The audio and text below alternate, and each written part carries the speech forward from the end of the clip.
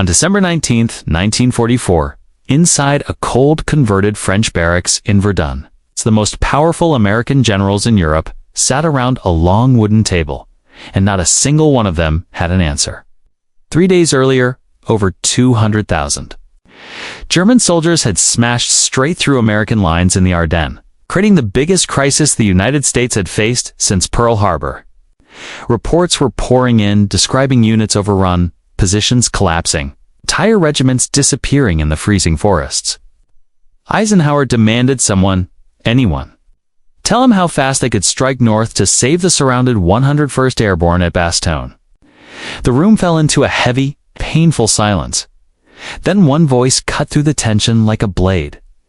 George S. Patton said he could attack with 2 divisions in 48 hours. The other generals stared at him as if he had lost his mind. 48 hours to disengage an entire army, turn it 90 degrees, and launch a full-scale counterattack through snow, ice, and chaos. It was something no one else in that room would even dare to imagine. But Patton wasn't guessing. It wasn't bluffing. He was the only general who had seen this disaster coming before it began. He was the only one who had spent 11 days preparing for it. Before we dive into how Patton became the one man ready for the Battle of the Bulge, make sure you hit subscribe so you never miss these powerful World War II stories, and tell me in the comments where you are watching from. Now let's go back 11 days before that meeting, to the moment when one intelligence report changed everything. 11 days before Patton stunned the room at Verdun, his headquarters in Nancy, France, was running like any other winter day on the Western Front. Snow drifted across the fields. Engines rumbled outside. Staff officers sorted through endless reports about supply lines, fuel shortages, and the slow grind toward Germany. Most American commanders believed the war was nearly finished. Berlin seemed within reach. The German army appeared exhausted, beaten, incapable of anything more than scattered resistance. That belief shaped the thinking across the entire Allied command, except inside one office. Colonel Oscar Koch, Patton's chief intelligence officer, walked in carrying a stack of reports thicker than usual. Koch was quiet, methodical, and painfully precise, the kind of officer who noticed patterns others ignored. He spread his maps across Patton's desk and pointed to a startling reality. 15 German divisions had vanished. Not retreated. Not reduced. Vanished. These were full-strength units, including elite panzer formations. Allied intelligence had no explanation for where they had gone. Koch had one. He believed that Germans were preparing a massive offensive. And he believed it would strike the Ardennes, the very sector the Allies considered too difficult, too frozen, too quiet for any serious attack. American divisions scattered across that region were strewn thin over miles of forest. Roads were narrow and clogged with snow. Most units stationed there had expected a peaceful sector for rest. Patton listened closely. He trusted Koch's instincts more than the optimistic confidence coming from higher headquarters. And when Koch reminded him that Germany had used the Ardennes before to break France in 1940, Patton's expression changed. The signs were there. The pattern fit. The enemy was preparing to gamble everything in one last strike. Patton didn't wait for approval. He gave a quiet order that would make him the only general ready for the coming storm. Start planning. Koch's warning ignited something in Patton that no one else in the Allied command possessed at that moment, a willingness to consider the unthinkable. While other generals trusted optimistic reports from Supreme Headquarters, Patton trusted the evidence in front of him, and the man who had brought it. Within hours of Koch's briefing, Patton summoned his operations staff. Their faces tightened when he told them what he needed. 3 complete contingency plans for a massive German offensive that hadn't happened yet. This might never happen, and that headquarters insisted was impossible. But Patton didn't care about impossible. He cared about being ready. His staff, puzzled but loyal, began working around the clock. Fuel depots were quietly rearranged. Truck convoys were quietly shifted. Officers were assigned roads and march routes they didn't understand. Artillery batteries received sealed envelopes containing movement orders they were instructed not to open unless given a new code word. Everything was planned down to the hour. Traffic flow, fuel consumption, ammunition, loadouts, better movement speeds, and which units would take which roads if the Germans attacked from different directions to keep secrecy tight, Patton revealed. Nothing about Koch's prediction. His commanders only knew that their general wanted plans for rapid disengagement. Even though Third Army was in full offensive motion in the Saar region, pushing the Germans back yard by yard. Officers exchanged uneasy glances. Why prepare to pivot away from a fight they were winning? Patton simply told them, be ready to move.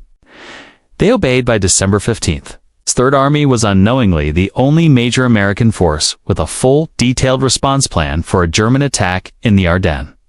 Every other Allied unit was focused on its own sector, confident the enemy lacked the strength for any serious blow. They expected a quiet winter. They expected the war to end soon. They assumed the Germans were finished. Then, at 5:30 a.m. on December 16th, the world shifted.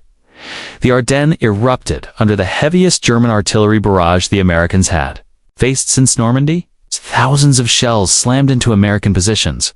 Communications went down instantly. Snow-filled forests turned into chaos as entire battalions were swallowed by shock and fire. 3 German armies, over 200,000 men, poured through 4 thinly defended American divisions. Tanks burst from the fog. Infantry swarmed through gaps. Units that were supposed to be resting were suddenly fighting for their lives. At Allied headquarters, the first reports were dismissed as exaggerated local attacks. It took hours for the scale to become clear. Commanders were horrified. German divisions they believed destroyed were now smashing their lines. Regiments that had never seen combat were wiped out in their first battle. The 106th Infantry Division suffered catastrophic losses. Confusion spread faster than any counterorder, but in Patton's headquarters, there was no confusion. The moment the first reports reached him, he didn't waste a second arguing with intelligence analysts or demanding clear details. He turned to Koch and said simply, "You were right. What's their objective?" Koch studied the reports, traced the direction of German breakthroughs, and answered immediately, Bastogne, then Antwerp. Patton nodded. He didn't debate. He didn't hesitate. He was already moving. He summoned his staff and gave the order they had been waiting for: activate the contingency plans. While other American headquarters scrambled to understand what was happening, Third Army was already shifting. Trucks started rolling. Units began packing. Artillery batteries disengaged. Fuel supplies were redirected north before the sun fully rose. Every officer opened the sealed envelopes Patton had prepared 11 days before. Every route had already been plotted. Every unit already knew its role. Patton hadn't predicted the future. He had simply refused to be surprised by it. And now, as chaos tore through the Ardennes, the one American army that had prepared for this exact disaster was already turning, already moving, already racing toward the place where history was about to pivot by December 17th. While most Allied commanders were still trying to understand the scale of the German offensive, Patton's Third Army was already in motion. The staff at headquarters watched with a mixture of awe and disbelief as orders moved through the vast network of radio channels and field telephones with razor-sharp precision. What looked like spontaneous brilliance was actually the execution of plans crafted 11 days earlier. Every step, every route, every convoy had already been mapped. Now it all surged into action, but the greatest test was still ahead: convincing Eisenhower and the rest of the Allied High Command that Third Army could pivot north immediately. That moment arrived on December 19th, inside the drafty French barracks at Verdun. Frostbite stung every breath in the room, but it was nothing compared to the chill on the commanders' faces. The situation was worse than anyone had feared. The Germans were pushing deeper into American lines every hour. The 101st Airborne was surrounded at Bastogne and running dangerously low on supplies. If Bastogne fell, German armor could spear through to Antwerp and split the Allied armies. Eisenhower knew he needed a counterpunch, fast. That's when he asked the question that froze every man at the table. How soon can we attack north to relieve Bastogne? Silence filled the room. Not because the generals were incompetent, but because they were realists. They understood logistics, weather, terrain, and the near impossible difficulty of uprooting entire armies on short notice. to disengage units already in combat and redirect them through winter storms. Would normally take a week or more. Then, Patton leaned forward and dropped the sentence that changed the war. I can attack with 2 divisions in 48 hours. It's 3 divisions in 72. Some commanders blinked in disbelief. Others assumed Patton was showboating again. Even Bradley, his longtime colleague, stared as if Patton had just announced he could fly. Everyone in that room knew the scale of what he was promising. Turning. Over 100,000 men and thousands of vehicles, 90 degrees in the middle of winter while under enemy pressure. To them, it sounded impossible. Eisenhower pressed him.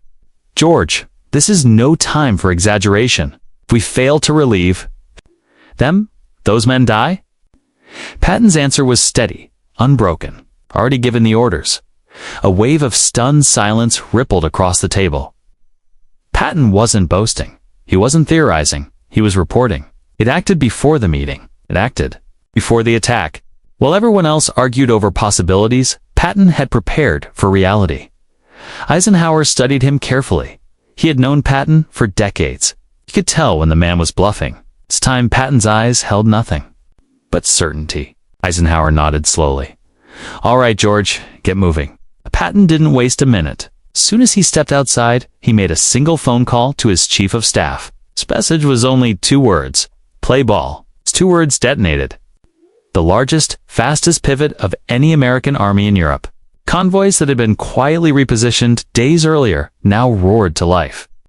Units that had moved into assembly areas under vague instructions suddenly knew exactly what they were preparing for. Traffic officers took their positions along snow-choked roads. Mechanics-fueled engines stiffened by freezing temperatures. Artillery units executed complex redeployments as if they had rehearsed them, which they had. The movement began that night. It didn't slow. It didn't pause. It never broke. Across France, residents woke to the thunder of engines rolling through the darkness. Tanks, trucks, half-tracks, ambulances, jeeps. An entire army grinding across frozen roads toward a single objective. Bastogne. It was one of the greatest logistical maneuvers in U.S. military history. It was happening because one general had listened to his intelligence officer when nobody else would, while other commanders were still trying to recover from shock. Patton's counterattack was already forming. Third Army was about to slam into the German offensive with a force the enemy never expected, because the enemy had counted on confusion. Patton was bringing preparation. Patton's words hit the conference room like a shell burst. His staff followed him out of the headquarters building and into the frozen courtyard, still stunned at how brutally he had taken control of the crisis. Soldiers hurried past carrying radios, crates, and hastily folded maps. Snow crunched under boots. Engines revved across the motor pool. Everyone sensed something big was happening, even if they didn't yet know what. Patton walked quickly, his jaw locked, his eyes focused, already thinking several moves ahead of the German attack. Behind him, his operations officers exchanged glances. They had seen Patton angry before, but not like this. This was different. This was urgency sharpened into action. The Ardennes was collapsing. Ports streamed in of isolated American companies. Overrun in minutes, regiments cut off, roads jammed with burning trucks and shattered tanks. Yet Patton wasn't reacting with panic. He was accelerating with purpose. Every stride carried the same message. His army would not break, and he would not let the Germans dictate the battlefield. The staff caught up to him as he stepped inside. His command tent already filled with the sound of teletypes and radio static. Patton snapped commands with precision. Start fuel redistribution immediately. Divert every truck north. Prepare the 4th Armored Division for cold start movement. Confirm road conditions, bridge weights, repair teams, engineer detachments. Every detail mattered, and Patton oversaw all of them at once. Then came the message from SHAEF headquarters.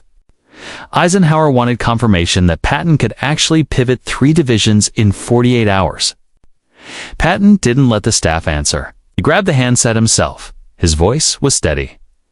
"Tell Ike, we are already moving. No hesitation, no uncertainty." It's the confidence of a commander who had planned for this moment long before anyone believed it possible. The staff felt the shift immediately. What had begun as a disastrous surprise attack was transforming into a moment where Patton could prove why the Germans feared him more than any other American general. Outside, reconnaissance jeeps raced into the night with sealed orders. Officers ran between tents carrying updated march tables. Radio operators worked non-stop relaying coordinates, yet the intensity didn't feel chaotic. It felt orchestrated.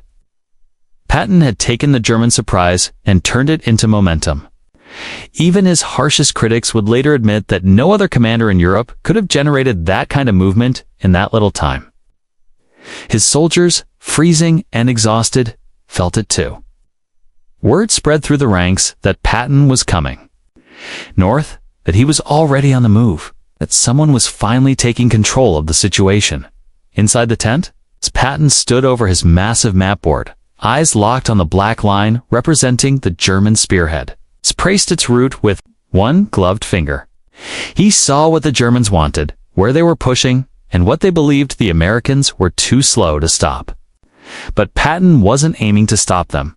He was aiming to hit them hard enough to break their entire offensive in one strike. Okay? The rehook was complete. The stakes were now higher than ever. The Germans had achieved their moment of advantage. Patton was already preparing to take it away from them, and as reports came in of American units holding crossroads by minutes, fighting through fog and snow to delay the German armor, Patton felt the shape of the fight shifting. Fire. The enemy had fired their shot. Now it was his turn. Patton remained over the map table as new reports arrived, the staff reading them aloud while runners hustled in and out of the tent. The Germans were pushing toward Bastogne with everything they had, but their armored columns were battering American roadblocks, forcing engineers to blow bridges just minutes before enemy vehicles reached them. Yet every delay, even 10 minutes, mattered.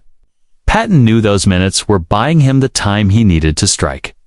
The staff felt the weight of the moment as Patton marked each holding point with a pencil, creating a pattern only he seemed to understand. He wasn't just reacting.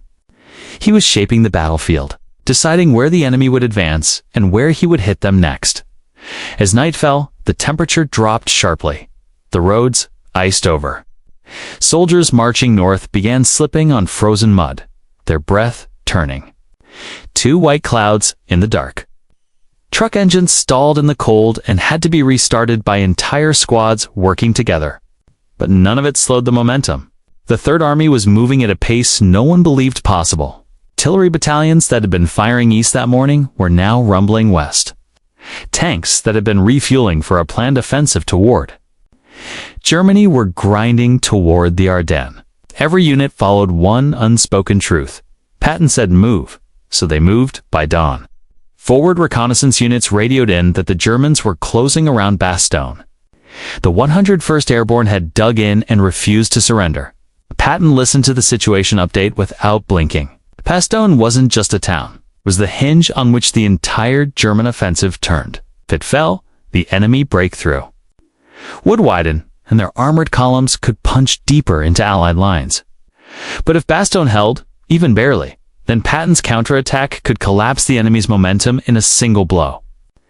Everything depended on reaching the town before it was overwhelmed. Patton called for his operations officer and pointed to the route he wanted cleared. It was narrow, clogged with snow, and exposed to enemy fire, but it led directly to the southern perimeter of Bastogne. The staff exchanged quick glances. It was risky.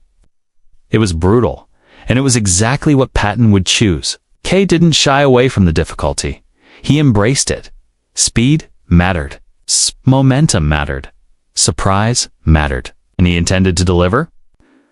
All 3 orders poured out of the command tent. The 4th Armored Division would spearhead the push. Infantry would follow in close columns, ready to fan out and secure flanks. Artillery would shift fire to open the path. Engineers would move ahead to clear mines and repair bridges on the fly. No wasted motion, no hesitation. Patton understood the impact of this moment. If his army broke through and relieved Bastogne, the German offensive would begin to unravel. If he failed, the enemy would seize the advantage and possibly turn the tide of the entire Western Front. By midday, American units were already clashing with German positions south of Bastogne. The sound of tanks echoed through frozen forests while infantry advanced under sheets of snowfall. Patton monitored every development, adjusting fire missions, rerouting supply trucks, and reinforcing weak points. And as the battle intensified, his confidence grew. The momentum was shifting. His gamble was working. The Germans who had launched their bold winter strike were now being forced to react to him. The resolution of this phase was clear. Patton had transformed chaos into opportunity. His army was no longer racing to survive. They were racing to win. And the enemy, who believed the Ardennes would be the graveyard of American resistance, was about to learn what it meant to face the one general who refused to yield an inch without fighting for a mile. Snow hammered the windshields of the lead tanks as the 4th Armored Division pushed deeper into the Ardennes. Visibility dropped to nearly nothing, turning the forest into a white wall, but the column refused to slow. Every man in the spearhead knew what was at stake. Bastogne was holding by grit alone. The 101st Airborne was surrounded, frostbitten, low on ammunition, and cut off from all supply. They were not asking to be rescued. They were asking for a fight. Patton intended to give them one. Inside his command post, Patton stood with headphones pressed against his ears as the forward commanders sent in updates. The Germans had dug in along the final 7 miles to Bastogne, reinforcing with anti-tank guns, machine gun nests, and hastily positioned artillery. They knew Patton was coming, and they were determined to block him. Patton listened to the reports with a calm that contrasted sharply with the chaos unfolding on the ground. Then he spoke a single sentence to the radio operator. Tell them to break through, not try, not attempt. Break through. The order thundered through the ranks of the 4th Armored Division. Colonel Bruce Clark shifted his tanks into assault formation. Infantry climbed onto the rear decks, ready to dismount at full sprint the moment enemy fire opened. Artillery batteries behind them adjusted for close support fire, their barrels glowing from the cold. Engineers moved with explosive charges strapped across their chests, prepared to clear roadblocks at point-blank range. Everyone knew this would be the defining push. Everyone knew the enemy would fight for every yard. The first German shells struck the column as it entered a narrow curve lined with pine trees. Snow exploded around the tanks. Machine gun rounds hissed through frozen branches. American infantry leaped from the armor and dashed into the woods, returning fire while the Shermans surged forward. The battle turned into a brutal, close-range brawl. Tanks exchanged shots at ranges so short crews could see the flash of enemy muzzles. Infantry crawled through snow, throwing grenades into dugouts while tracers whipped overhead. The Germans fought with desperate ferocity, but the Americans refused to stop. The momentum that Patton had created pushed them forward like a tidal force. Radio traffic became a storm of voices. Clark's men had broken the first defensive line, but found another just ahead. Anti-tank guns fired from concealed positions. A Sherman exploded in a column of flame, yet the next one pushed past it without slowing. Snow packed the treads. Smoke, drifted between the trees. The road became a tunnel of fire and recoil. Still the Americans advanced. Patton paced behind his operators, studying the map. He didn't raise his voice. He didn't show doubt. Every minute mattered. Every meter mattered. He could sense the Germans beginning to crack. Their reports grew disorganized. Their firing patterns lost rhythm. They were shifting resources to plug holes faster than they could create them. Patton leaned closer to the map and whispered the truth his staff already felt. We have them. Then came the message that cut through the static. A forward commander reported that his lead elements had reached a ridge overlooking the southern outskirts of Bastogne. They could see the town. They could see American flares rising above it. The final line of German resistance stood directly between them and the trapped paratroopers. It was the strongest line yet, reinforced by armor and dug in. With the determination of men ordered to hold at any cost, Patton ordered the last push without hesitation. The tanks roared forward. The infantry charged behind them. Artillery slammed into enemy positions with relentless force. The forest shook with violence. The final German barricade buckled under the weight of the attack. And in a moment of explosive clarity, The Americans punched through. The road to Bastogne was open. The climax had been achieved.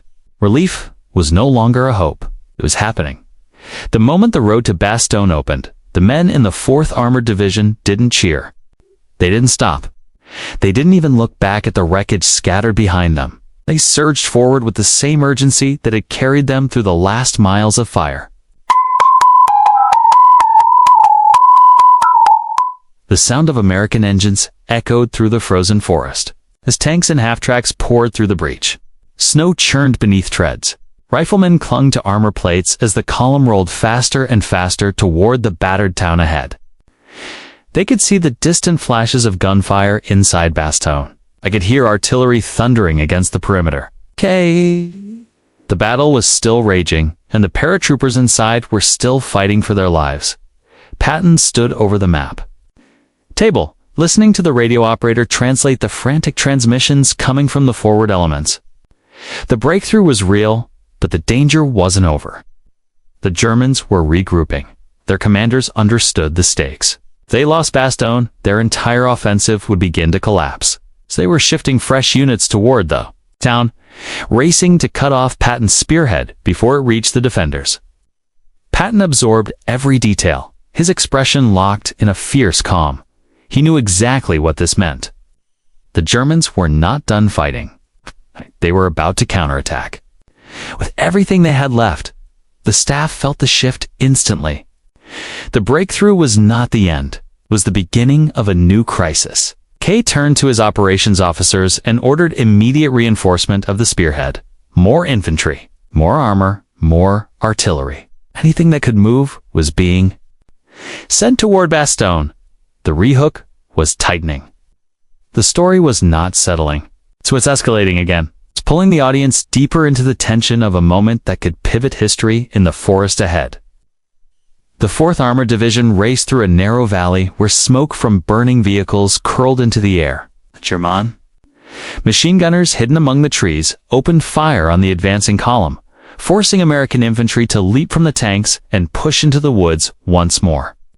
The fight became a chaotic blur of white snow, dark uniforms, and the thunder of rifles, echoing through the pines. Yet the Americans pressed forward with the same unstoppable force that had carried them through the earlier. Radio updates poured into Patton's headquarters. German reserve units were moving fast. Enemy armor had been spotted forming up on the flanks. Artillery shells began landing near the breakthrough point. The Germans were trying to seal the gap before the Americans could widen it. Patton didn't wait. He adjusted his entire attack plan on the spot. He ordered supporting divisions to hit the enemy buildup from the east and southeast, turning their attempt to counterattack into a chaotic scramble. His staff watched him, recognizing that this was where Patton excelled. Not in slow planning, not in cautious maneuvers. In moments of disaster, where decisions had to come instantly and boldly. On the front line, the lead American tank crested a rise and saw the outskirts of Bastogne clearly for the first time. Smoke rose above shattered buildings, white flares arced into the sky. And faintly over the rumble of engines, the crew could hear gunfire inside the town. The 101st Airborne was still holding, still fighting, still refusing to surrender. The tank commander shouted into his radio, "You see them? We're almost there." The rehook snapped into place. The soldiers knew they were seconds from making history. But they also knew the enemy was about to hit them harder than ever. The breakthrough had drawn them close to victory, but the final battle for Bastogne had not yet begun. The Germans were throwing everything into one last stand. And Patton's men were charging straight into it, ready to finish what they had started by the time the lead tanks of the 4th Armored Division rolled into the southern outskirts of Bastogne. The 101st Airborne had been holding the town for 8 days under relentless assault. Their ammunition was low. Food was running out. Medical supplies were nearly gone. The paratroopers had faced repeated German attacks, artillery barrages, and the bitter cold that left men numb and exhausted. Morale had not broken. Every soldier knew reinforcements were coming, even if no one could be sure how fast. That uncertainty ended the moment the first armored vehicles arrived. American engineers, cleared the final obstacles in record time, allowing the tanks to press forward while infantry dismounted to secure flanks and clear remaining enemy positions. Small pockets of German resistance fought viciously in ruined buildings and thick woods. But Third Army's momentum was overwhelming. The arrival of Patton's forces instantly shifted the battlefield. The Germans, who had expected a slow, disorganized response, now faced coordinated American power hitting from multiple directions at once. Their timing had failed, and the surprise advantage they had counted on was gone.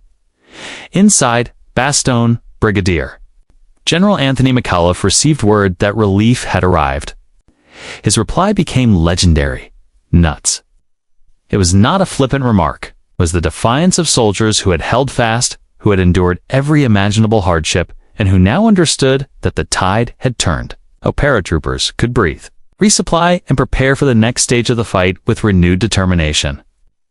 Patton's intervention had transformed a potential disaster into a decisive defensive stand. Across the Ardennes, Third Army continued to expand the relief corridor.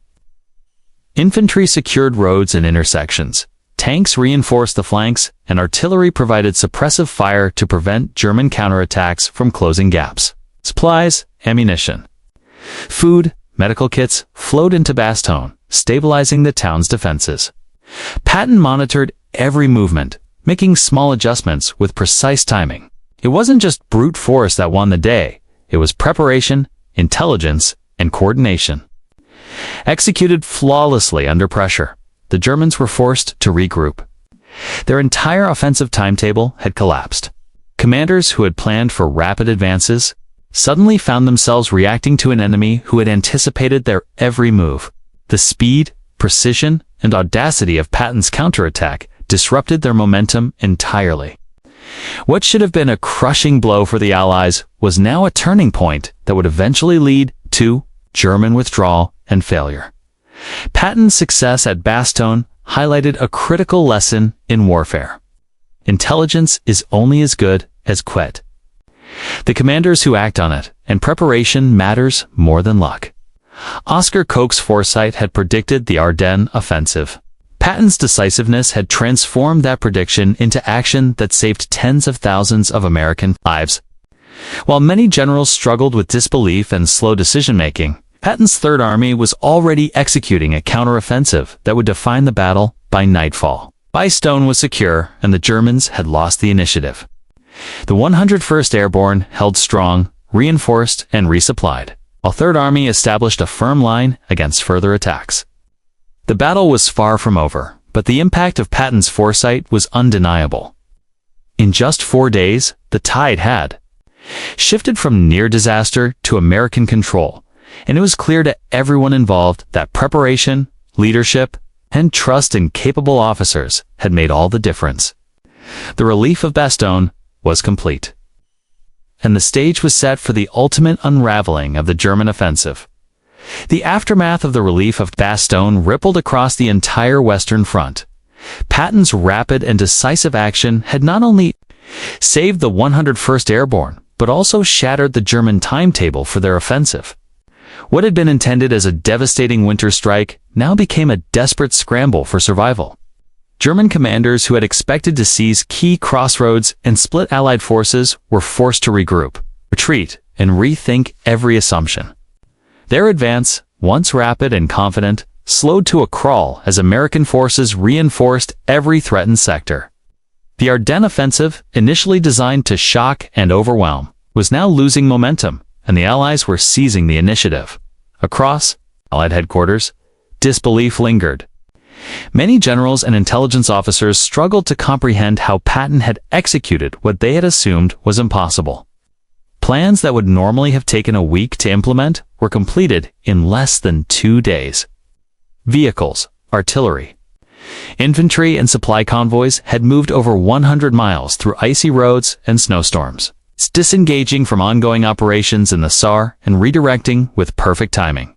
It wasn't luck, it wasn't improvisation, it was the result of 11 days of preparation, careful planning, and unwavering trust in capable staff officers like Colonel Oscar Koch. For the men on the front lines, the impact was immediate. Bastogne's Defenders received desperately needed supplies. Ammunition, food, and medical kits replenished exhausted soldiers, allowing them to continue holding key positions. Morale skyrocketed. Soldiers who had been fighting in isolation and freezing conditions finally understood that relief was not just on the way, it was already there. The coordination and speed of Patton's maneuver instilled confidence throughout Third Army, creating a sense of unstoppable momentum that the German forces could not match. The Germans, meanwhile, realized their offensive had failed before it could achieve any strategic objectives. Their 200,000-strong force had inflicted heavy casualties, but their plan to reach Antwerp and split the Allied armies was over. They had underestimated American leadership, preparation, and the ability to respond with unprecedented speed. Officers, such as General Gunter Blumentritt, admitted post-war that Patton's counterattack had disrupted their entire operation. And German commanders acknowledged that someone on the American side had anticipated their moves with startling accuracy. Yet history would rarely credit the hidden work behind the scenes. Patton's public heroism and tactical brilliance were celebrated, but few recognized the intelligence that made it possible.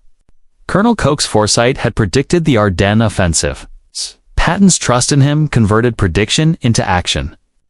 Other Allied commanders had dismissed the evidence, blinded by assumptions about German weakness. Patton's insistence and preparation, even when it seemed unnecessary, had transformed what could have been a catastrophic defeat into a turning point for the Allies. The fallout extended beyond the battlefield. Lessons from the Ardennes reinforced the value of intelligence, preparation, and decisive leadership. Commanders were reminded that ignoring credible warnings could lead to disaster. At the same time, Patton's actions reinforced a core truth of warfare. In moments of crisis, speed and resolve can be more powerful than sheer numbers or initial advantage. The Battle of the Bulge, bloody and chaotic, had now entered a new phase. And it was Patton's foresight, planning, and relentless execution that had shifted the balance. The German surprise had failed to paralyze the Allies and the momentum. It swung irrevocably in America's favor. By the end of December 1944, Battle of the Bulge had demonstrated both the fragility and resilience of armies. German forces, though numerically strong, had failed to achieve their objectives. Bastogne had been saved, the 101st Airborne reinforced, and the Allied lines stabilized. Patton's foresight and audacity had transformed what could have been a disastrous defeat into a strategic victory. His ability to anticipate the German offensive, prepare multiple contingency plans, and execute them with precision became a defining moment in the European theater. The relief of Bastogne was more than a military maneuver. It was a testament to leadership, trust, and preparation. Patton's decision to act on Colonel Koch's intelligence, despite skepticism from superiors, highlighted the importance of listening to capable advisors and acting decisively when others hesitated. His rapid counterattack not only saved thousands of American lives, but also demonstrated to the world that the U.S. Army could respond with speed, coordination, and overwhelming force even under the harshest winter conditions. For the men on the ground, the victory brought relief, renewed hope, and a sense of pride. Soldiers who had endured freezing temperatures, relentless enemy fire, and isolation now had the supplies, support, and backup they desperately needed. The morale boost was immense, proving that leadership at the top could have a tangible impact on the lives of every soldier on the front lines.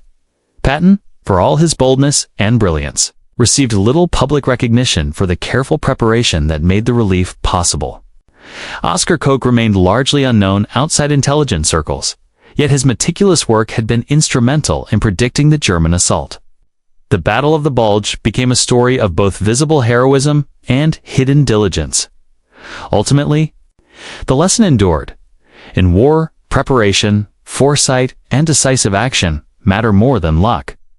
Patton's Third Army had turned surprise into advantage, disaster into opportunity, and a perilous winter offensive into a moment of American triumph. That is why George S. Patton was the only general ready for the Battle of the Bulge.